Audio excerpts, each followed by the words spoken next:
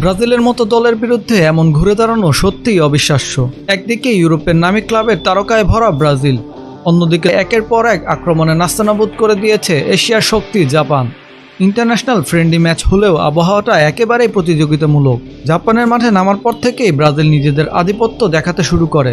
২৬ মিনিটেই প্রথম গোলটি আসে হেনরিকের পা থেকে। ব্রাজিল এগিয়ে যায় ১-০ গোলে। এরপর মিনিট ৬ পরেই আরেকটি গোল হয়। এবার অ্যাসিস্ট লুকাস প্যাকিতার, আর ফিনিশিং দেন আর্সেনালের forward Gabriel Martinelli. Score line দাঁড়ায় ২-০। ২-০তে লিড নিয়ে বিরতিতে যায় ব্রাজিল, কিন্তু হাফ টাইমের পরে শুরু হয় আসল নাটক। যে ব্রাজিলের ডিফেন্স লাইনকে প্রথমার্ধে মনে হচ্ছিল হিমালয় পর্বতের মতো, দ্বিতীয়ার্ধে সেটাই যেন ভেঙে পড়তে শুরু করে মিনিটে মিনিটে। ৬২ মিনিটে তাকুমি মিনামিনো মঞ্চ আনলেন প্রথম চমক। বক্সের টপ লেফট কর্নার থেকে দারুণ এক শটে জাপানের হয়ে প্রথম গোলটি করেন তিনি। স্কোর লাইন তখন ২-১। এই গোলের পরেই কার্লো আনচেলত্তি ট্যাকটিক্যাল পরিবর্তন আনেন। একসাথে বদলি করেন ৩ জন, গুইমারেস, ভিনিসিয়াস জুনিয়র আর মার্টিনেলিকে।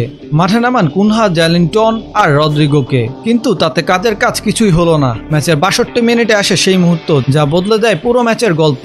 কাইতো কামারুমা দ্বিতীয়বারের মতো বল ক্রস করলেন ব্রাজিলের বক্সের মধ্যে। দেখতে নিরীহ বলটাই টোকা দিয়ে নিজেদের জালেই ঢুকিয়ে দিলেন ব্রাজিলের ডিফেন্ডার। এই গোলে সমতায় ফিরে যায় জাপান। স্কোর লাইন দাঁড়ায় ২-২। এতেও থামেনি তারা।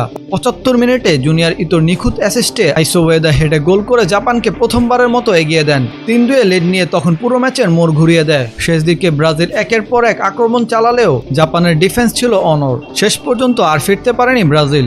৫ গোলের রোমাঞ্চকর এই ম্যাচে জাপান প্রমাণ করে দিয়েছে তারা শুধু এশিয়ান নয়, এখন বিশ্বের বড় দলগুলোর বিরুদ্ধেও ট্যাকটিক্যালি টিকে থাকতে পারে। অন্যদিকে ব্রাজিলের জন্য এটি একটি বড় সতর্কবার্তা। দক্ষিণ কোরিয়ার বিপক্ষে ৫-১ গোলে জয়ের পর এবার তারা নেমে এলো বাস্তবে। কারণ আনচেলত্তির সামনে স্পষ্ট বার্তা, আগামী বিশ্বকাপে যদি হেক্সা জিততে চায় ব্রাজিল, তাহলে ডিফেন্স আর মিডফিল্ডে অনেক কাজ বাকি। আপনার মতে ব্রাজিলের এই ভরাডুবির কারণ কি? কমেন্টে আপনার মতামত জানান। খেলার সকল ধরনের আপডেট পেতে সাবস্ক্রাইব করুন ক্রিকনিক্স ভিউ।